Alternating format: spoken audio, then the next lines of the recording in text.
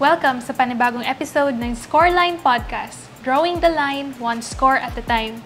Ako, si Karen Mantukay, ang inyong volleyball enthusiast. At kasama ko ngayon si Jimmy Palibino, ang ating passionate volleyball fan. Jimmy, excited ka na ba sa ating episode ngayon?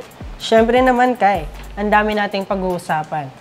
Dalawa sa pinaka-promising young stars ng UAAP na sina Angge Poyos at Shaina Nitura, plus ang may init na takes sa season na ito. Tara, simulan na natin. Alright. Unang-una nating pag-uusapan ngayon ang dalawang players na talagang umaarangkada sa UAAP volleyball ngayon. Yan ay sila nga Angge Poyos at Shaina Nitura. Si Angge ay kilala sa kanyang explosive attacks at powerful spikes. Siya ang key scorer ng University of Santo Tomas Golden Tigresses na palaging nagpapakita ng tapang at aggression sa opensa. Tama ka dyan, Kai. Grabe ang ability ni Poyos na basahin ang depensa at humanap ng butas para makapuntos. Pero, syempre, andyan din si Shaina Nitura ng Adamson Lady Falcons, isang all-around player na hindi lang magaling sa atake, kundi solid sa floor defense. Imagine kung magkakaharap sila sa isang crucial game. Si Poyos na ang bahala sa firepower sa opensa, habang si Nitura naman sa depensa. Sobrang intense ng magiging bakbakan nila. Ngayon, pag-usapan natin ang malaking picture. Grabe itong UAAP volleyball season na ito. Isa sa pinakamalaking tanong, may makakatalo ba sa NU? Alam naman natin na NU Lady Bulldogs ang team to beat. Ang lalim ng lineup nila at ang disiplina sa laro, ibang klase. Pero may isang team na alam kong kaya makipagsabayan sa kanila. At ito ang Lasal. Kilala sila sa matibay na blocking at well-structured plays. At gutom na sila na makuha ulit ang kampyonatong ito. Speaking of rivalries, paano naman ang Battle of Katipunan?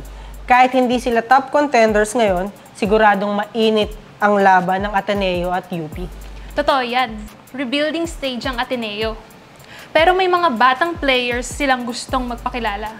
Siguradong labanan ito ng puso at determinasyon. Ngayon, himayin naman natin ang ilan sa mga biggest matches ngayong season at ang ating prediction. Unang-una, NU at Lasal. Sa tingin mo, possible finals ba sila? Makakatungtong kaya sila? Posible siya, pero sa tingin ko, NU pa rin ang magwawagi. Sa loob ng 4 o hanggang 5 sets, pero ipapakita ng Lasal na sila ay isang title contenders. Okay. How about the Battle of Katipunan, Ateneo versus UP? Sa tingin ko, it will be a 5 thriller set na Ateneo ang panalo sa dulo. Okay.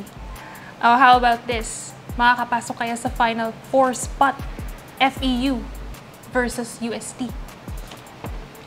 Magandang katanungan. Pero sa tingin ko, ang magwawagi dito ay UST. Sa loob ng 4 o 5 sets.